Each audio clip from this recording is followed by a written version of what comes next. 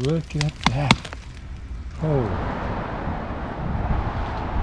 You know, as I've said before, we do a lot of condominium complexes. And some of them are quite complex. It's a complex complex. Let's see. And we have to do that all day long. So, what I want to talk about today is probably one of the more important videos that I think I could put up, and I think it should be shared amongst all property managers and people who have to make decisions about big properties. Some trees are a mistake.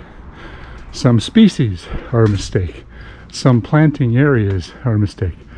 Others can be pruned in a way that is expensive, and that's a mistake. I want to talk a bit about the flowering plum today, the purple leaf flowering plum. This is a short-lived tree that has all kinds of problems that are exacerbated when gardeners get in here and do a lot of the work. This tree becomes riddled with termites and powder post beetles and all kinds of other wood-boring problems. And you can see where the gardeners have been whacking on this for years. Now, the trees are important to the complex. The people that live here, they want to have a place that's pretty. They want to have a place that looks nice, and the realtors want to have a place that is saleable. Look at all that. What's that from? Termites. This whole limb right here is shot. This whole tree is shot. But because they don't want us to cut the trees down, because that would leave the place void of trees, they're having us prune them. Some of the trees aren't too bad. The Tristanias are actually a pretty good choice. That's a species of tree that's pretty hardy, lives in a pretty tough environment. Oh, look at that. That's interesting. What do you think caused that? Cat. Cat scratch fever on the posts here. Some species of tree, like the crepe myrtle, will not tolerate being scratched because they've got such a thin bark. Here's a replacement tree.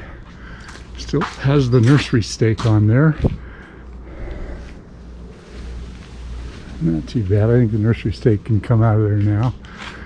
It's a pretty tree. The color is really nice. But as I said, they're a short-lived tree. Rarely do they live past 35 years or so.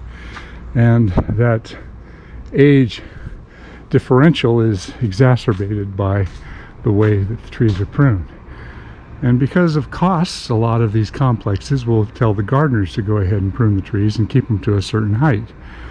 And interestingly, within the contracts of some of these landscape maintenance jobs, if they keep the trees below 15 feet, then they can legally trim them within the bounds of their insurance and the means of the contract. So they butcher the trees to keep them within their workload, but they don't know what they're doing. Now, some trees were here before the complex, and you can see that this poor red cedar here is not going to make it. There's no mulch down there.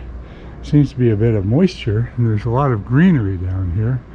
Well, what do? You just keep bringing the top down, cutting out the dead, and hope for the best? Well, that's what they're doing. But you can see the trunk is drying out and it's cracking, and there's all kinds of problems that are going on with that. But every single one of these purple leaf plums is drying out, and it's just riddled with problems and weakness, and you know, all the branches are cracking.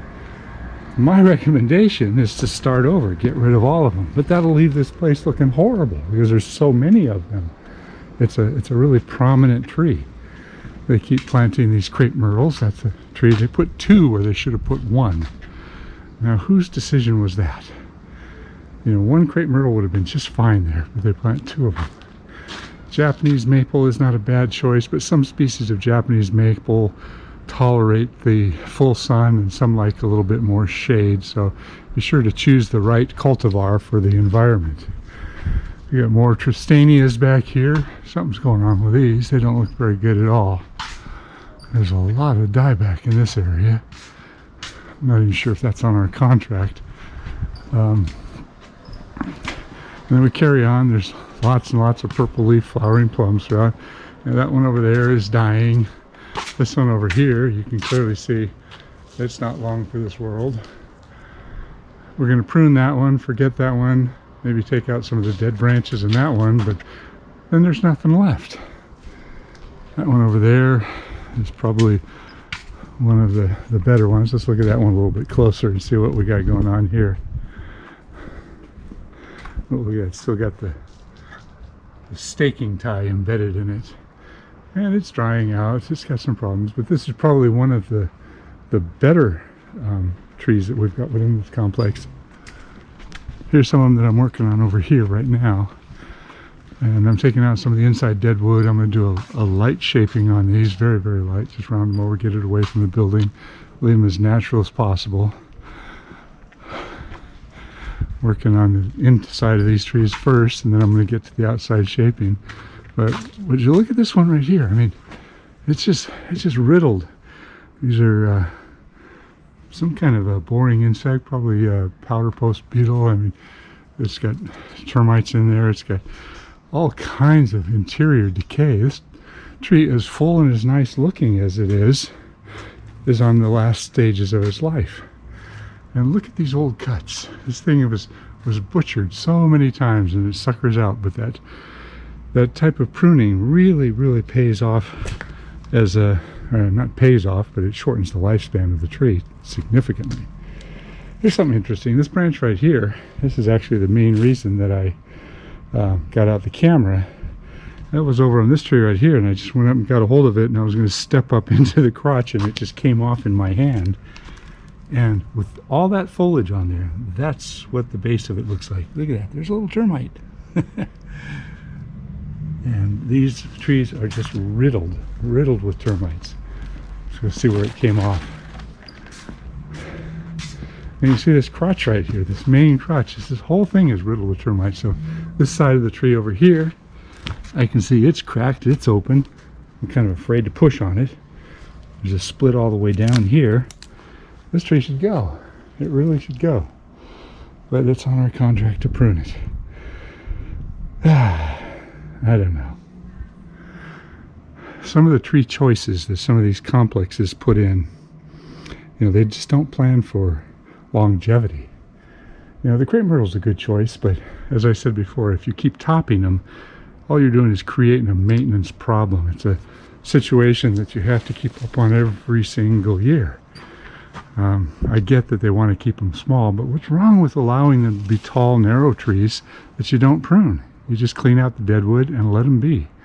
There won't be as many flowers, but you know what? Sometimes costs are more important than aesthetics, and wise decisions are actually quite rare these days.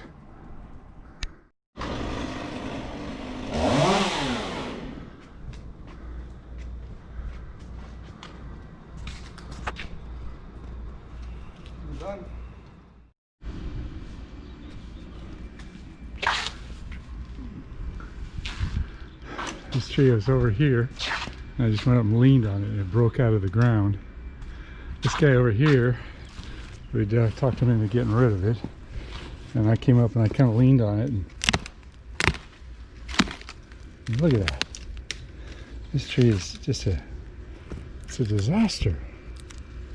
That one's going to break too. I don't need a chainsaw on this tree.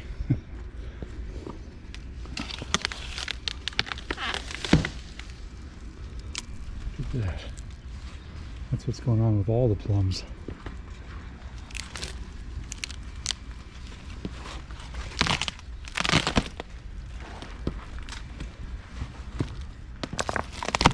Look at that. Holy whew. These things are so rotten. Unbelievable. And it's still green. Now that is spectacular looking.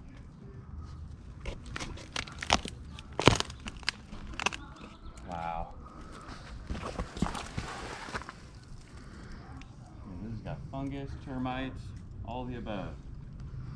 Yeah, it does.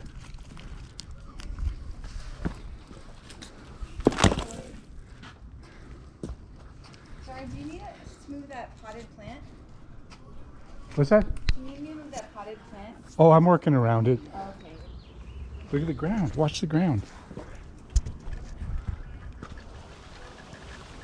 It's rotting in the ground. Those termites are all the way down the ground. This is just going to fall over and it'll break all the plants. That one I just barely pushed on it. Well, that one I knew. These two I knew. And But this they one- had green on it. Yeah, I know. This, I mean, And this I, one is I bad could too, push this but- out of the ground. You see? Maybe. Here, let me try. Oh, well. I will trim it if you want me to. It just seems really. Well, maybe on the next go around take it out. But I don't think it's going to make it.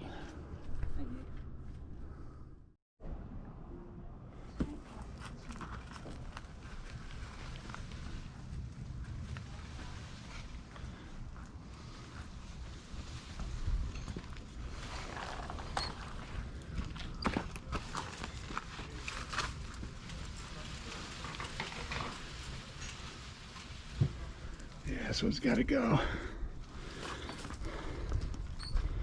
I think it'd be stupid to trim this tree. It's just going to fall down. It's so rotten.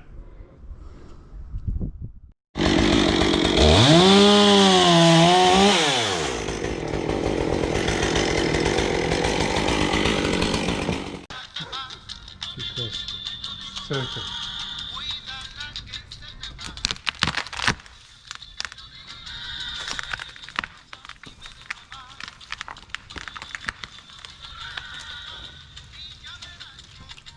Here's one of the most dangerous parts about our business, our type of work.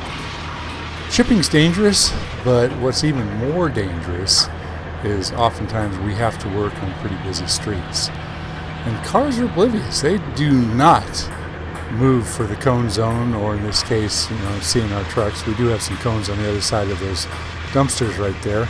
But, sometimes the cars just come flying by. Look at this black car. No hesitation. He just flew right by us.